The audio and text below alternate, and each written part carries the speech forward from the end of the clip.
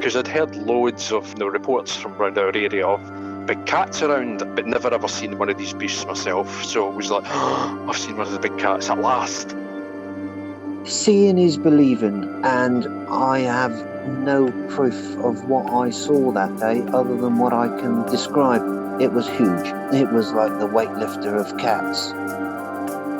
Welcome to Big Cat Conversations. We speak directly to people who've encountered one of Britain's big cats. We also discuss the bigger picture. I'm Rick Minter, and thanks for joining me.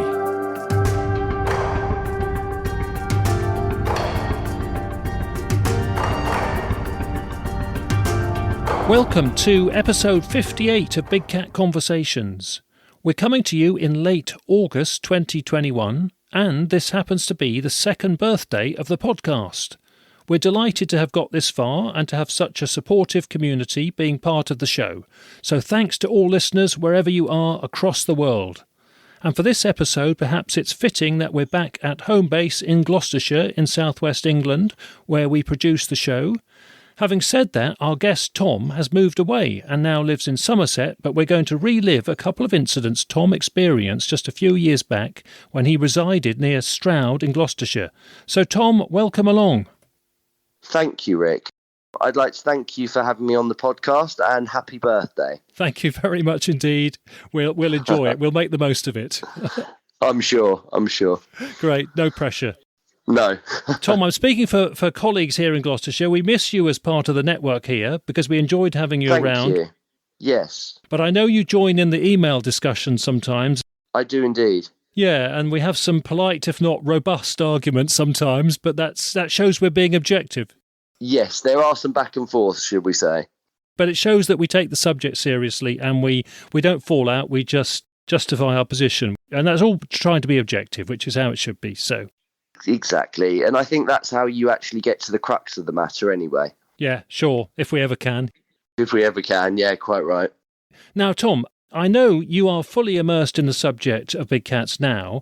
I am. Yeah, could you remind me and tell listeners how you got involved in the first place?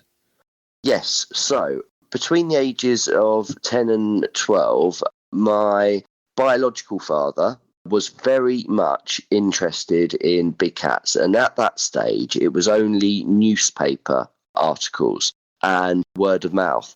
And so him and a couple of friends took a Range Rover down to the countryside. I think it was probably Devon.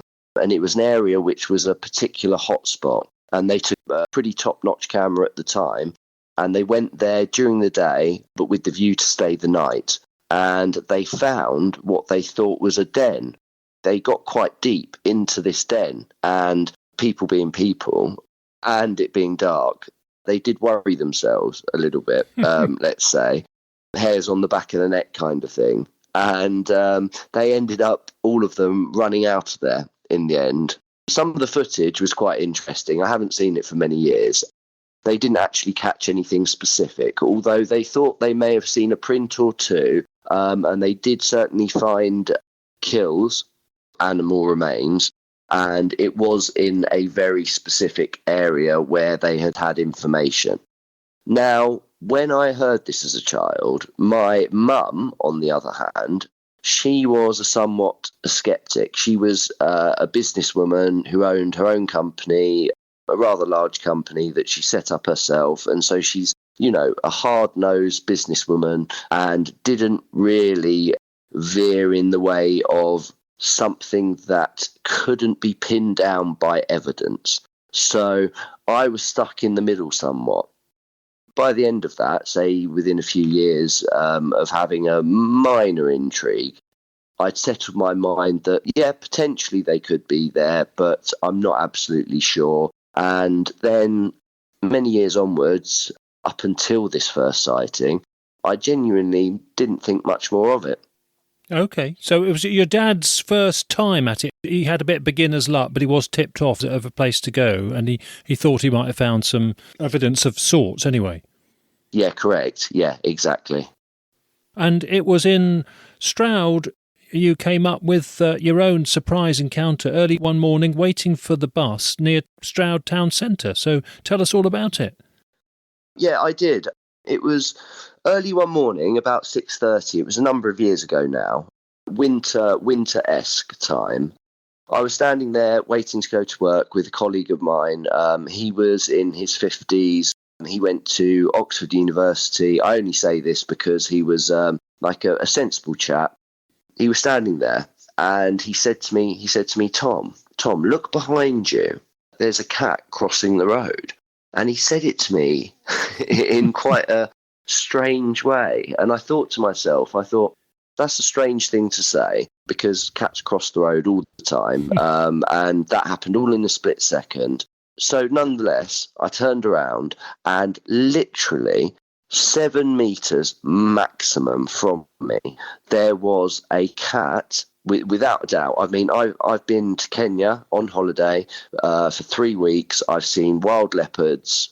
Now, this animal was no domestic cat. My mind did do the usual, oh my gosh, what is this? Badger, fox, deer, dog. None of them clicked. None of them at all. It was like something out of almost the Jungle Book, but brought to life. It moved majestically, like something that I'd never seen in the UK before. It was absolutely beautiful. And anyway, it was, so like I said, larger than a Labrador, but something that really stood out, it was the tail. The tail, it was nearly the length of its body. And it curled up at the end like a hockey stick. And as the animal moved across the road, as we both turned around, it moved across the actual crossing. There's a crossing there in the town centre. Stroud itself is very rural, and you can be in the town centre and then you can walk 5 minutes in most directions and you can be in the middle of a field, depending on where you are. This animal was an absolute shock. When we turned around, and it noticed us, it then very quickly lowered itself to the ground, carried on crossing the road at a much greater speed. There's a bank on the other side of the road, and it literally, like, it almost immersed itself with the bank as it followed the bank up and then disappeared off into the distance. So, I mean, the sighting itself only lasted I'd say anything between 5 and 10 seconds, but it was clear as day. My colleague was absolutely sure as well. And funny enough, Rick, if you remember at the time, being at a set of lights, there are obviously cameras there. So we contacted the company who run the cameras, and it turns out, after much deliberation on their end, that they had captured this animal on the cameras, and it was clear, they said, their own words, although I've already used them, was again clear as day. But once it got to their management level, they then decided they were not prepared to release these images, which is a huge shame. Because I was going to work, at the time I wasn't driving. I have been since, which you will find out in my second sighting, which obviously I was incredibly lucky to have even one. So I got on the bus and we left, and I was so enthralled that I spent that entire bus journey researching it. And in researching it, I found out that Stroud itself is a particular hotspot in the UK. These animals do live all across the UK. Black leopard types and pumas and a very small percentage of lynx. But Stroud itself is a particular hotspot.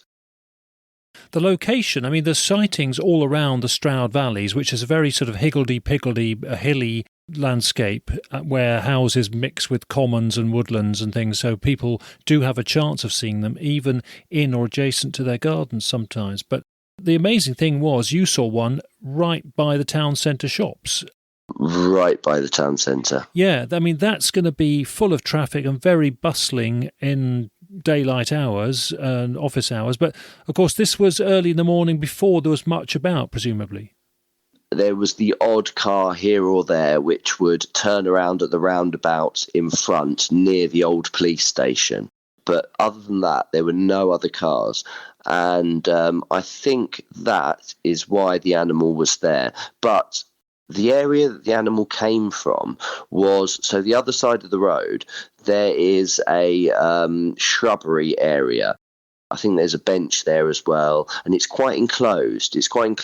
And there's a few bushes, plants, that sort of thing. And then just further behind there, there's, well, the back of shops, the back of takeaways, to be more precise. And obviously the smell of the food that's left over in the bins there, there's these enormous bins that are outside. And me standing there in the morning, you can smell them. So a cat with all their senses.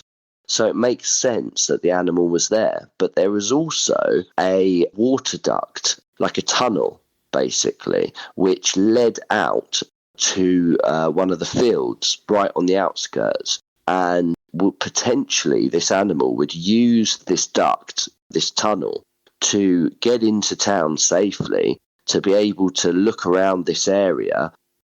Am I right in thinking you felt probably the cat had gone up onto the road to go over it and then was probably going back in it when it couldn't get in the culvert part of it under the road, perhaps, if it was using that watercourse? Exactly, yes. That's exactly what I felt, yeah. At the time, unfortunately, I wish I had, but obviously I was on the way to work. So I got on the bus, as excited as I was. I mean, it absolutely changed my life. In many regards, it did. It's one of those situations which really opens your mind up. But back to the actual point, yeah, I had to get back onto the bus. So I wish I'd been able to go over to the bank at the time where the animal had ran up the bank and disappeared, because that's also where I got a fantastic view of its tail, because its tail, as it ran up the bank, the tail came right out the back and was nearly touching the floor, but just curling up at the end. I think if I'd gone over then and looked for prints, there would have been, there, without a doubt, there would have been prints. But I went back after work to look for them.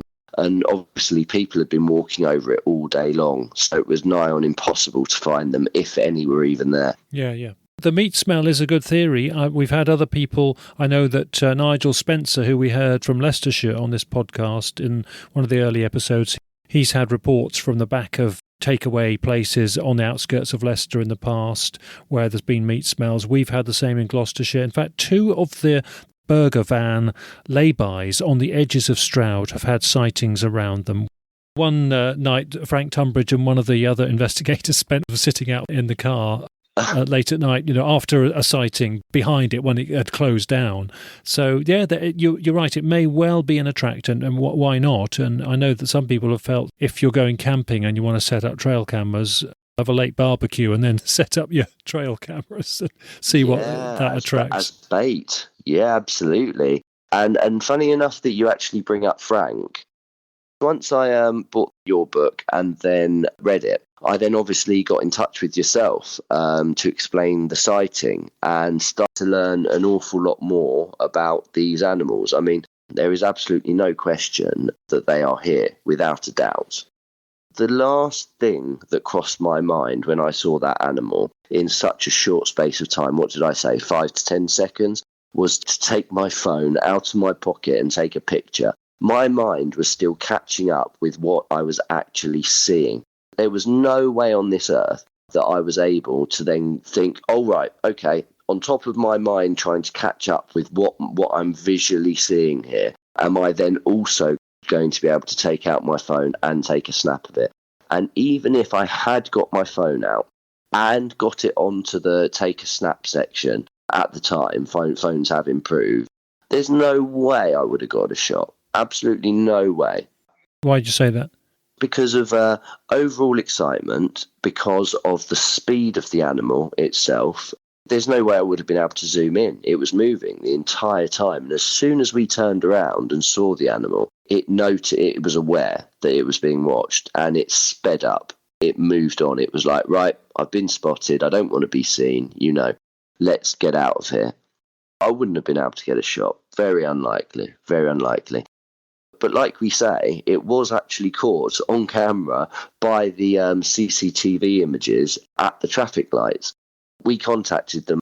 They actually confirmed that the animal was caught on camera, like I mentioned earlier. But unfortunately, the management then decided not to release the image. So that would have been an absolutely cast iron proof. Not that we necessarily want the proof out there, but it would have been proof nonetheless that they are there. I mentioned last episode to La in Ireland that I'd heard of 2 CCTV incidents where they hadn't been released by big companies. Those were reports to me by the security people involved when they visited the rural shows. And we know the recent dashcam footage of one chasing a muntjac, and that wasn't released by the company. So this is another one. But again, I think rather than cursing the companies involved, I think we can understand, why would they be the ones who want to break the news and be the owner of the topic, because it's damned awkward for them.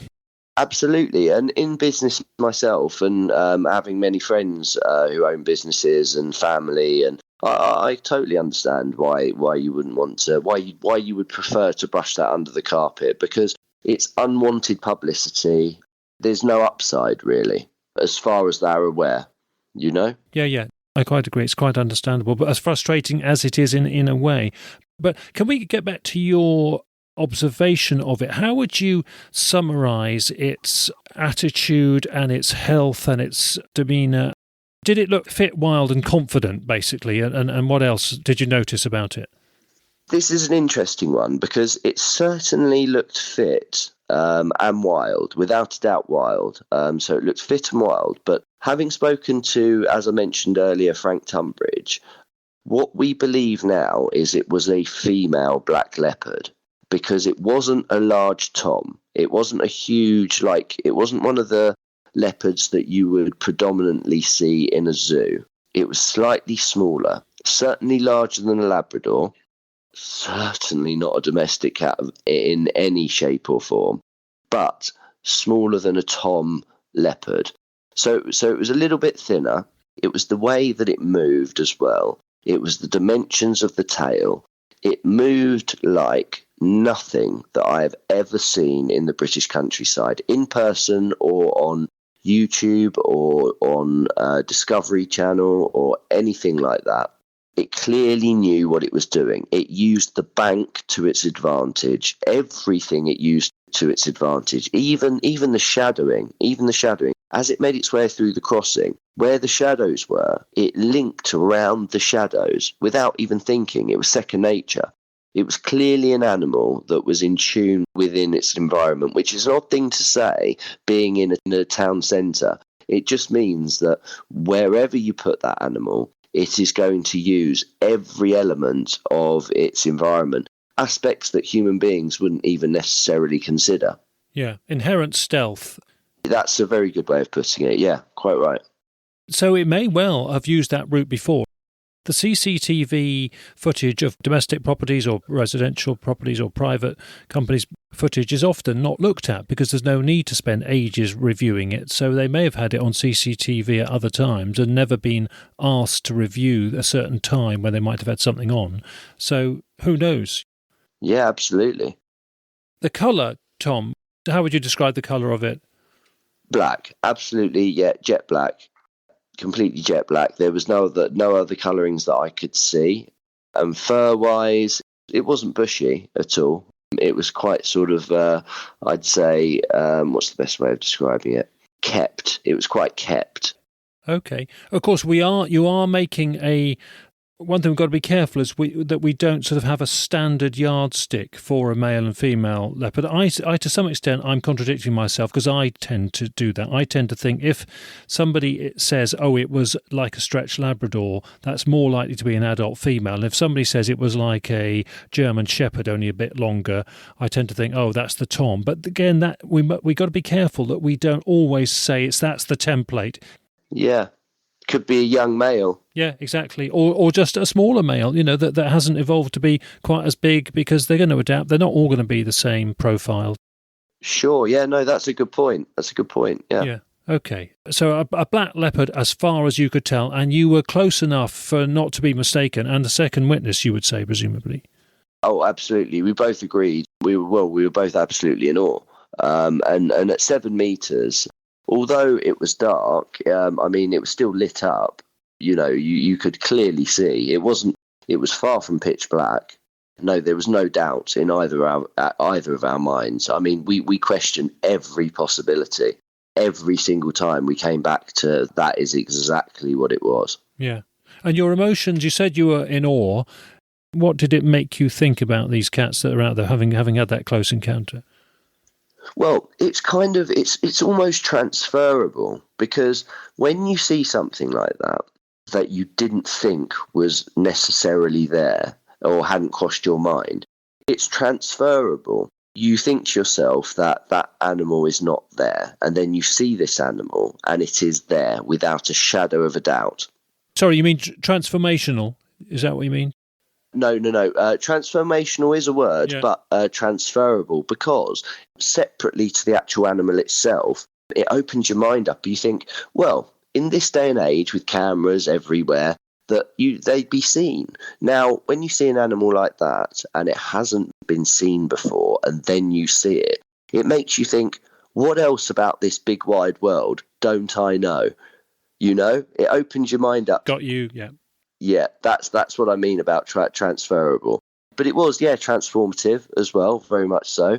It opened up the British countryside to me in a huge way. I mean, a walk in the woods has never been the same again since. There's no element of fear whatsoever. Don't get me wrong, I wouldn't like to corner one of these animals or catch it unawares. But there's no fear at all, because having researched it now, they have no issue with human beings. They will not attack a human being unless on a very rare occasion they are injured, which is then largely self-imposed by human beings themselves, not always, but largely, or if they are very old and hungry. But if they're very old and hungry, then they tend to take things like livestock, or they live off other carcasses, and then they end up dying.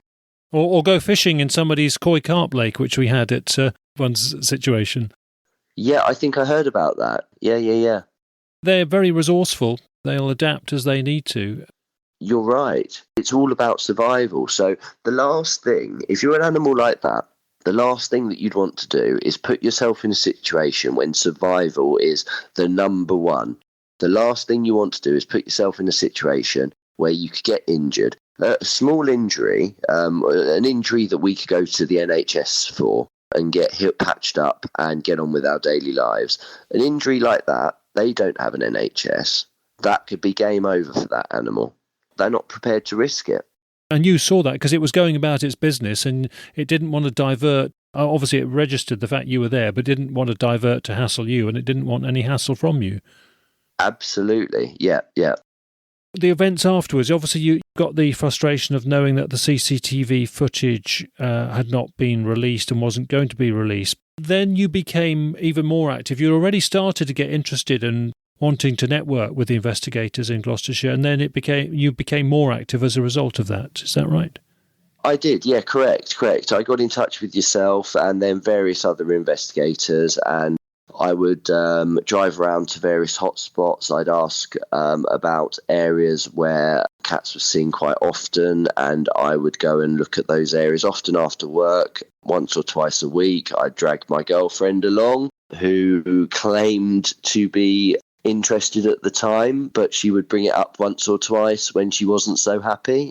So I wonder if it's a mixed bag there. But nonetheless, yeah, she did come along. And we both had a great fun. I did find along the way a number of things, actually. I found what I felt was scat, their poo, for want of a better word. Also, I found scrape marks. I believe a number of them were actually just part of the tree, vines, things like that. But I've seen a few more since which are more suspect and would lead towards it being an animal. Yeah, so got you hooked into looking for the signs of them. Very much so.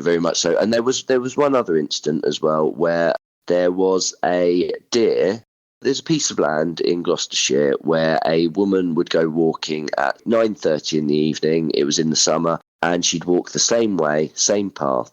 And on her walk back at about 10 o'clock, it was absolutely clear. The following morning at 5:30 in the morning, she walked the same path back, and she found right in front of her, in the depths of these woods, she found a large deer that had been taken down and killed.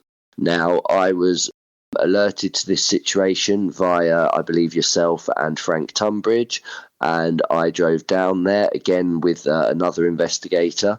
When we got there, I met with the landowner, and we got on quite well. He was quite amicable, and he was quite a good tracker. And he actually showed me where further up the bank, a good 30 metres, where the deer had been taken down and had rolled and fought back and then rolled further, and then right near the spot it was left to lay had been held and choked to finished off, as it were. That was absolutely fascinating. Yeah. Did we put trail cameras up in that location? I can't remember that one because obviously I wasn't directly involved. In those woods there are cameras up anyway. I mean, it's a huge area and there's about 10 cameras up. So it's a needle in a haystack thing still. I know what you mean. Yeah. Okay. Yeah. Well, there you are. I mean, seeing that kind of incident, seeing when you can see how things unfolded, it really shows you predator-prey events happening in your local countryside. And again, using that word transformational, to think that yes. is happening here in Britain without most of us realising is incredible, isn't it? It really is. Yeah. And there was one other thing to add to that actual story. That situation, I should say. I actually believe that the animal was not too far away, because after having the kill and feeding on the animal, I believe the animal would have been close by. It could have been within a mile, but I believe it would have sat up somewhere. And I wish to this day that I had looked further, but my partner at the time, who was pregnant, was not feeling too good. She put her foot down in the end, and we weren't able to. If recent deer kills are found, I mean very recent, I think it's prudent to look closer up trees in the surrounding area, because there's a good chance that the animal that did it is nearby digesting the food. The issue, of course, here in Britain is that prey is so abundant, they don't need to hang around like they do in some of their native countries where prey is hard won. So they do hang around more to prevent scavenging or to get there again before scavengers might do. So they're a bit more protective, and they don't move so far from the prey item once they've had their first sort of gorge at it. Who knows what's going on here? I think it's not quite such a defended item or a valued item in the prey base in Britain, because prey is so abundant. They are the absolute apex, aren't they, here?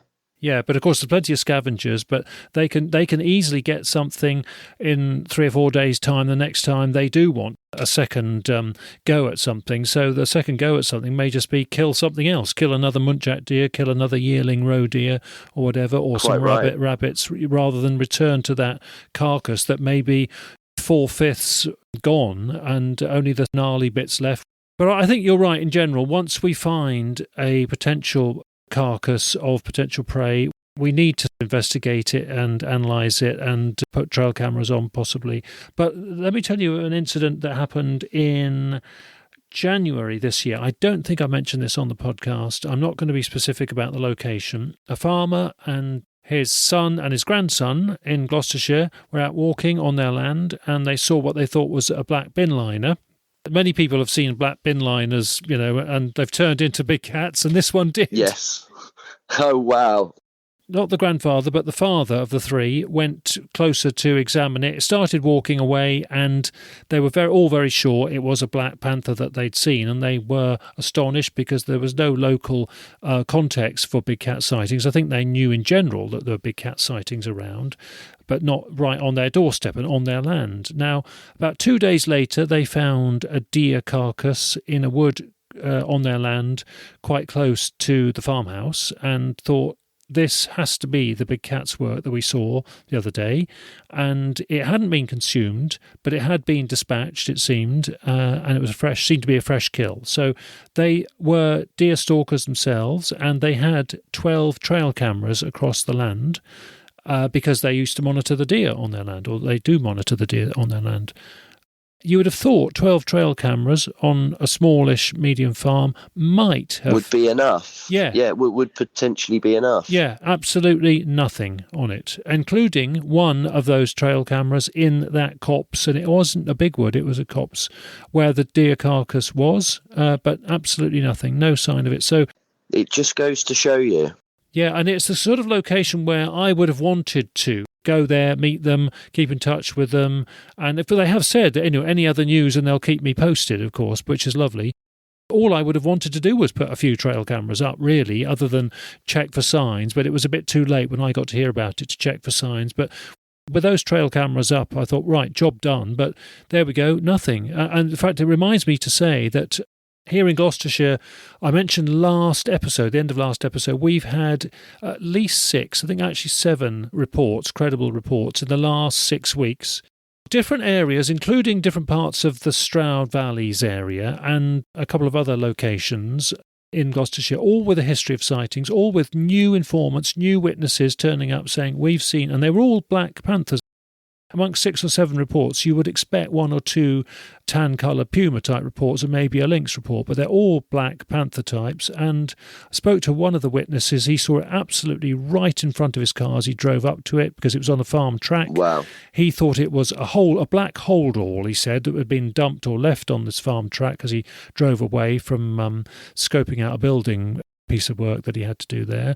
He said as he got closer, this huge black panther sat up and went in profile and realised it had to get out of the way and leapt the fence. And he said it was shocking, astonishing, amazing, nothing else but a black panther, as he called it. And I happen to have 5 trail cameras on that farm. My gosh. 2 of them are within 400 or 500 metres of that location. And there was a report last year on that farm as well, closer to another trail camera elsewhere on that farm.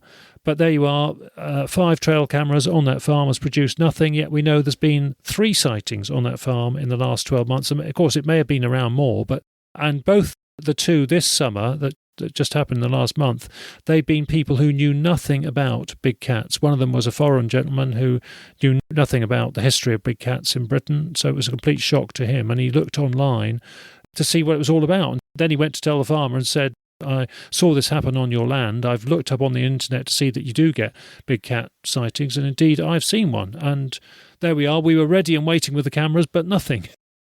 So it just goes to show you, Rick, that even though there are a lot of people out there now with cameras, with dash cams and trail cams, that although there's many out there, it really, really is a very difficult thing to find them. You have to be absolutely precise. I mean, and of course, people who are very interested in the subject look at the area and they tend to have a good sense of how these animals move. Like you say, the camera could be literally meters away and still not catch the creature. Yeah. And in fact, the actual precise location where this one that was originally thought to be a black holdall on the track, we would like to put a camera there. It is very public. He was very lucky to see it in daytime. It was 1:30, in late July. If we put a trail camera precisely there, it may not come precisely there again because there are other options along that track. But say it did, we would also catch lots and lots of walkers, and it might be prone to theft, but also the farm family feel it is just a little bit too invasive. Although it would be camouflage, not many people would see the camera. It's not where that farm business wants to put a trail camera. So we investigate this subject with our hands tied behind our back a bit because of the restrictions. Anyway, let's move on to your second incident, if we could. So the second incident was between Cheltenham and Stroud itself, and I was driving home from work. I'd finished relatively early that day, so it must have been about 5 o'clock. And I was driving up these windy roads in the Cotswolds, and it was near this old disused quarry, which looked like an absolute perfect place for them to be. Now, I was driving along, and it was the second car in front of me screeched to a halt due to the fact that this large black cat ran in front of the road. It was coming upwards, not down, because it was on the edge. It was on this sort of hillside almost. Just for listeners, this is the edge of the Cotswolds. This is where you come out of Gloucester and Cheltenham area and you take the road to Stroud. You go past an area, Prinnage Abbey actually is signed. Yes. Near there. And it is actually, you are winding up the slope, the scarp slope of the Cotswolds. Real Cotswold edgeway with woodlands and quarries and... Oh, very much so. Yeah. It's quite wild there. It's quite wild for sure. And yeah, so this animal jumped out in front of the car. And fortunately, the car wasn't going quick enough where it wasn't able to stop. But it did screech to a stop. And the animal stopped dead, turned around and dashed back down the way it came. Now, I was absolutely shocked again because having had that sighting, I thought, wow, that was absolutely fantastic. Obviously, I've got involved, but I didn't ever expect to see another one. Anyway, so this animal disappeared again, and we carried on driving. We got to Painswick, and we got to the lights in Painswick, which was about 10 minutes down the road, and the lights stopped there, and they're quite infamous, shall I say, lights, because they stop and hold you up for quite a while. And so I thought, sod it, right, I'm going to get out the car and go and speak to the driver in front. This wasn't the driver that stopped with the animal right in front of it. That actual car had taken a detour and gone off one of the other roads. So I got out the car and spoke to him and I said, what did you just see? And he said, an enormous cat, a huge cat. And I said, that certainly was not a domestic cat. And he agreed with me wholeheartedly. He said, I could not believe it. And then the lights changed and I thought, oh gosh, right, okay, so we better get back in our cars.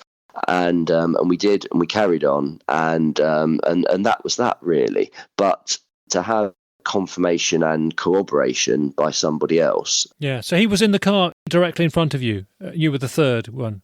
Exactly, you've got it. I was the third. He was the one directly in front of me, and so he got an even better view. He was very sure that this was not a domestic cat, and it was a very large black cat. We saw elements of the tail, which were very long. We saw that it was big, it was black, and it moved in a way which definitely outruled a domestic cat, because a domestic cat would have been more edgy about it, I suppose. Now, this cat wasn't like that. It knew exactly what it was doing. It realised, oh gosh, right, I've made a mistake here. But it turned on its heels and disappeared. And yeah, as I say, the car in front confirmed that this is exactly what I had seen as well. Yeah, how good that you got a chance to have that chat with the fellow car driver, because you do sometimes get witnesses who say, I was in a traffic queue, other drivers must have seen it, or sometimes people say that they put a thumbs up or a wow signal through the window to another driver as they passed. You had a chance to confer directly, so well done. That must have been a huge matter of relief. It was actually. It was. I mean, I was absolutely sure what I'd seen. It was clear. But it was nice to have that confirmation as well. It did make a difference. How would you relate that one to the Stroud Centre one that you saw? Bigger, smaller, different in any way? Same colour, tone, same length of tail, or what? Yeah, I would say it was very similar. Maybe even slightly larger. Yeah. Although the distance was a little bit further along, I'd say it was larger. But all the same characteristics, same movement, same size, same colour, same tail, everything else tallied up to the first sighting as well. Okay, and that is, in fact, Tom, I think you know this, but it is a hotspot that we've had Frank Tunbridge, myself, other people have had reports there going back many years. In fact, I've had one almost probably precisely where you're talking about. At one rural show, had a gentleman come in and said he'd seen a tan-coloured mountain lion puma cougar type there. Wow. And he said the road snakes up, Cooper's Hill towards Prinnage Abbey. Yeah. He said, I looked up, fitted a mountain lion, but mainly blacks. I've had several blacks, so has Frank. Frank himself saw one closer to the pub at the top of the road, probably about a mile further along. Yeah, I've pulled up there before to have a look around, actually. Frank years ago had one that he said was probably a little tiny bit smaller than a Labrador, but still a huge, deer-killing size Black Panther cat. And in fact, Tim Whittard, based in Gloucestershire, who is a friend of this show and we've had on the show before, he had one of his colleagues reported one to him that he relayed to me and Frank a couple of months ago now, and that was by the pub, and that person didn't know of Frank's sighting. And again, that was a small Black Labrador type size cat, Black Panther. So it's even suggestive, Rick, that this area being a hotspot, that these cats that have been spotted in this same area aren't necessarily the same animal. There are more than one in that area. Yeah, over the years, another generation on perhaps now as well from those earlier sightings. Of course, and it even took me to, not too long afterwards, we then decided to go, my partner and I at the time, we pulled up at the old quarry as well, which was a little bit further back, and we walked up the quarry. There was a section which was a little bit sketchy, but we walked up this section. We then got to the top, and it looked, prime location for any animal to hide away without having any disturbance by anyone, really. Once we got to the top, a bit further along, there were kind of fields and woodland, and we bumped into a number of people. I quite openly speak to people about this because I know what I saw, and I have no fear of people judging. I just see it that they've lived their lives in a certain way, and they may not have seen these animals. And out of the people that I've spoken to, other than a few who dismiss it offhand, the vast majority actually say if they haven't seen one themselves, they do then recount a tale of a family member or a close friend who has seen a very similar animal themselves. Not just in that area, but all over Gloucestershire. Yeah, there's a lot of people just waiting to be asked. Yeah, exactly. Yeah, you're quite right. I tend to pick my moments for those kinds of conversations, and sometimes I sort of start by talking about unusual animals rather than panthers or big cats. But some people get the message. They say, "What, you mean big cats?" Yes. then we know we've got a conversation. But yeah, as for the quarry, yes, Jonathan McGowan. Jonathan would say, when we were doing the rounds of places to go and investigate, that quarry was first on his list every time. Was it really? I did not know that. That's interesting. Wow. Yeah, no, I think to any big cat investigator, that quarry, something about its senses. It ticks all the boxes, doesn't it? And it does feel very catty. You're right. As we were walking through, funny enough, this isn't necessarily sightings, but and obviously your mind at that stage when it's not a definitive sighting can play tricks on you, and you're aware of that. But we did feel that we were being watched at one stage, and we also felt that we saw movement in certain areas up there. Yeah, it seems very catty, as you say. Yeah, there's all kinds of scrub, and there'll be a rabbit around there any time you'd like for a big cat, and all kinds of bedding. Yeah. Bedding areas, nooks and crannies. You do have to be careful. I took my dog there last summer with my son on an evening walk, and the first time I've been there with my current dog, and he's quite a lively Labrador, and suddenly I realised I'd forgotten there are some pretty dramatic cliff edges, basically. Yes, there are. I just had to withdraw and put him on the leash and be very careful and cautious afterwards, because he'd be a goner if he chased after a deer or wasn't concentrating. Absolutely.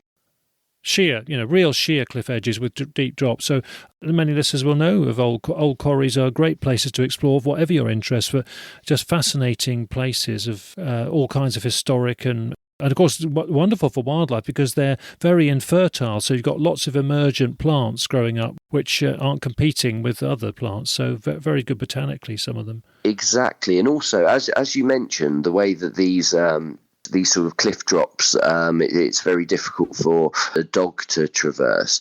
It wouldn't be so difficult for a big cat to traverse a territory like that. They'd be able to jump down that, no problem. Yeah. Their locomotion, climbing and leaping power, it's all part of what their beat would be.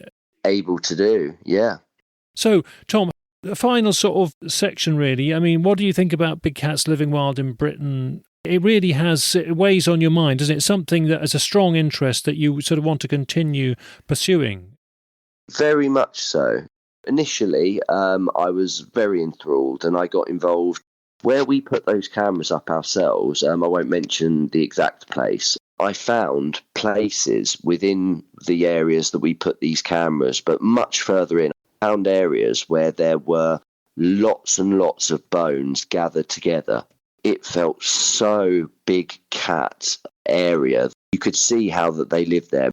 And there were stories of a group of walkers who were walking quite late one evening in this particular area, and they couldn't see what this animal was, but they heard it, and it was very close, and they felt that it ushered them out, all the way out back to the car park.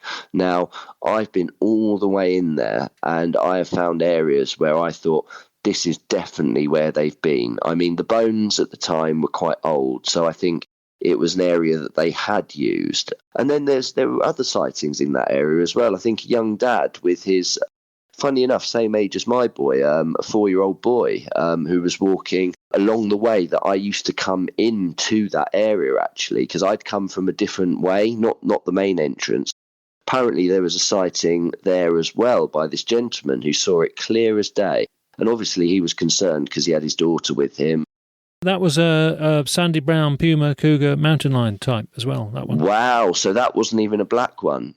Yeah, I remember it being very clear from what I'd heard. I didn't know it was mountain lion, though. Oh, wow, that's fascinating. So, yeah, I spent a lot of time in that area.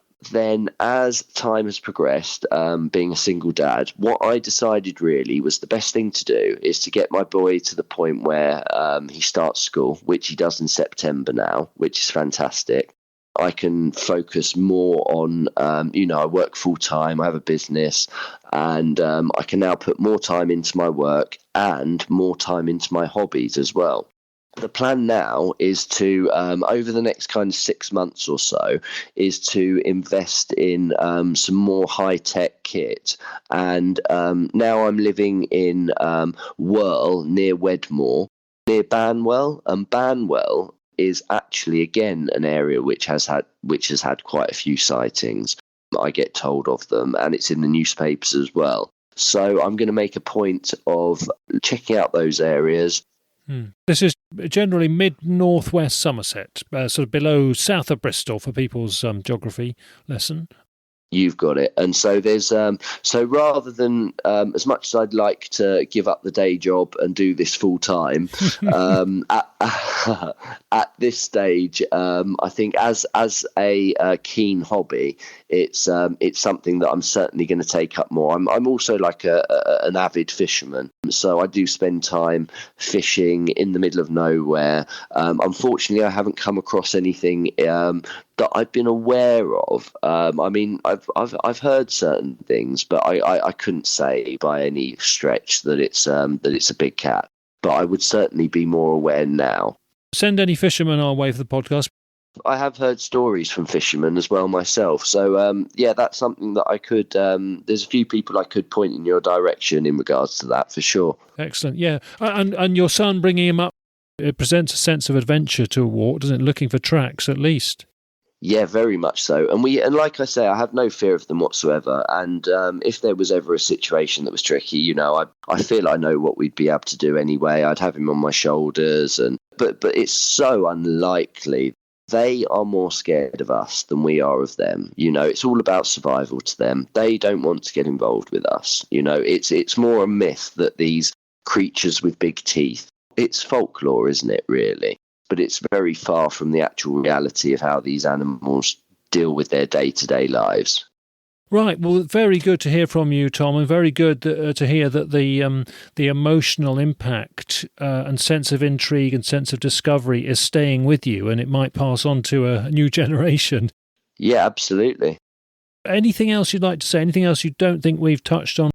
You're very much one for education on the subject in the right way. I am indeed, and I think people learn best within their own time as well. So it's worth offering the information, and as you say, not being pushy about it. And then it may take them months or years to finally catch up and realise, actually, no, maybe that is the case. And I think as the generations go on, and as you say as well, with technology as it is, in various forms, I think that there will be more clear footage. It's just, I think that's just got to be played in the right way. It doesn't need to be sensationalized. I think it should be dealt with as this is what's going on here, and then to have a better understanding of it. Great. Well, good luck with raising a son to get an interest in the great outdoors and possibly to take on the baton of big cat investigating. I'm sure he will, actually. I'm sure he will. He's got an interest already, so that's good news. Well, I hope to see you back in Gloucestershire sometime, or I'll call in Somerset. And there's a Somerset Facebook group, we must remember, for listeners if they're interested. Yes. And we might do, when we can, a podcast pub evening in Somerset sometime, so maybe catch you as part of that. Do let me know. Yeah, that'd be great. Thanks again, Rick. I think you're doing a fantastic job, and I think you've done amazingly in the way that you do this, to be honest. Lovely. Well, thank you for those kind words. We'll keep trying and keep doing our best. And of course, it's a team effort. The listeners give me a lot of support, and I know there's a lot of good ideas come through from listeners, which I try and pass on. And the guests, of course, are a crucial part of the show. So here's to the next year on our second birthday. So thanks, Tom. Absolutely. Pleasure. Okay, straight on to Word of the Week. And we have Corinium. That is the Latin Roman word for Cirencester in Gloucestershire. Cirencester is the next town east from Stroud, which has been the focus of this edition. The general vicinity of Cirencester and the adjacent Cotswold water park area has also been a stronghold for big cat reports over the years, including some this year. If you're interested in Roman history, then the Corinium Museum in Cirencester is well worth a visit, and it's there that you can see signs of the Romans' interest in big cats. Prominent in the Corinium Museum is a striking replica of the Orpheus pavement. That is a large mosaic which was uncovered at the Roman villa in Woodchester, back near Stroud. And Woodchester also has big cat reports frequently in the vicinity. This mosaic has an elaborate pattern design, and it features several big cats, including leopards. We've put a link to that under episode 58 on the refs and links page of our website. So how intriguing that leopards seem to be back in these very same Gloucestershire locations where they were depicted in Roman times, including the Cirencester or Corinium area. Coming up in our next few episodes, we have a podcast pub evening, which we've just recorded in Herefordshire, with 3 guests talking about their sightings and how they now investigate the subject. We will also be back in Ireland soon, and in another edition, we will hear from people who have had big cat incidents this week as I speak in late August, including right outside the front door, it seems. Some of you may have read about this and seen clips in the press or on Facebook, so there will be more tantalising footage to discuss in that episode.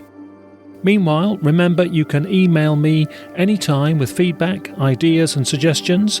The address is rick@bigcatconversations.com. Thanks also for kind reviews on the Apple podcast system. Righto, we're signing off now. So thanks again to our guest Tom, and thanks everyone for listening. Take care of yourselves and bye for now.